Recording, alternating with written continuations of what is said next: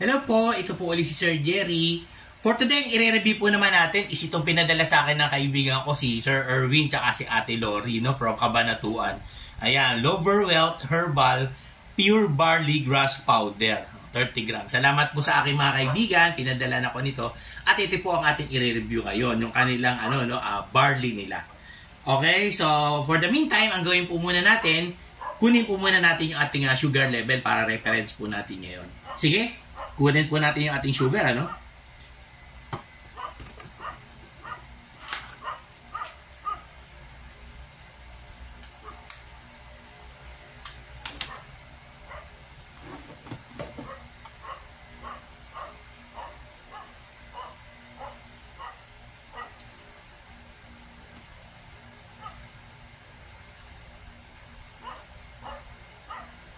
Ayan, Ang ating sugar po ngayon is 144.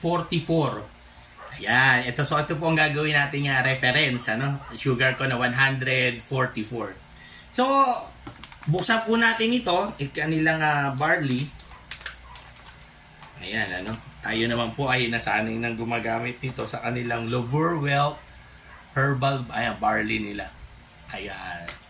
30 grams po ito, Bagong bukas, Pangatlo ko na po ito na Okay, so ang normally po, kumukuha po ito ng parang kalahati ng sugar tapos sa mga 220 or 250 ml na warm water.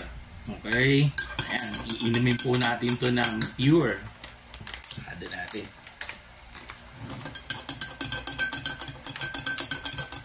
So, hindi po ito malamig na tubig, hindi rin po siyang mainit. Ano lang po talaga yung ordinary tubig lang ba?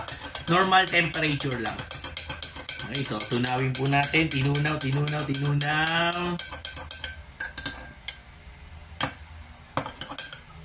Para talagang lahat na dissolve.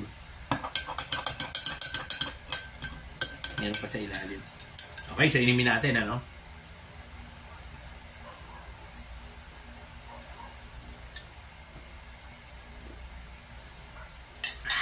Ayan.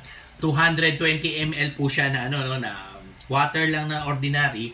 Tapos po nilagyan natin ng kanilang barley. Okay, so balik po tayo after 1 hour para makita po natin ang resulta nito sa ating sugar. Okay, so habang naghihintay po tayo, baka gusto nyo pong may mabubuting puso po dyan na mag-donate po sa atin, ating glucose strips, tsaka lancet na magagamit po natin sa ating review. O kaya baka meron po kayong ire-request na review. Tumatanggap po tayo ng donations to ating GCash sa 0967-190-0407.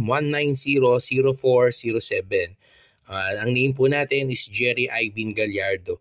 Doon lang po sa mga gustong mag-donate po para sa ating ikasasucess ng ating review channel dito po sa YouTube.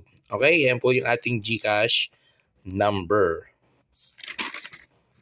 1 hour later.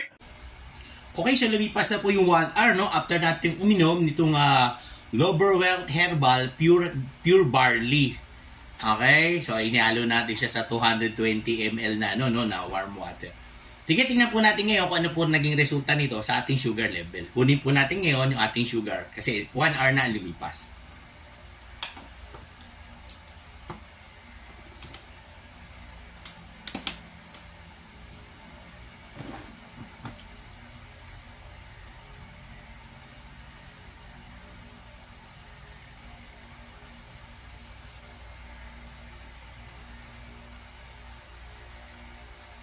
Ayun, Kanina po ay 144 yung ating sugar level. So, after natin pong uminom nito, is naging 122 yung ating sugar level, So, bumaba po ng 22 yung ating sugar after po natin uminom nitong Loverwelt Herbal Barley. So, magaling po talaga siya, Kasi 22 ang ibinaba ng ating sugar.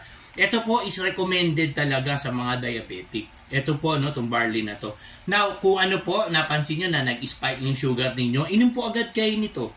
Para po bumaba agad yung sugar ninyo, Baka po immediate, wala po kayong insulin dyan, o ayaw nyo muna uminom ng mga gamot, eto po, no, alternate para po ano, no, para po bumaba agad yung ating sugar level. So, ang review po natin dito is magaling.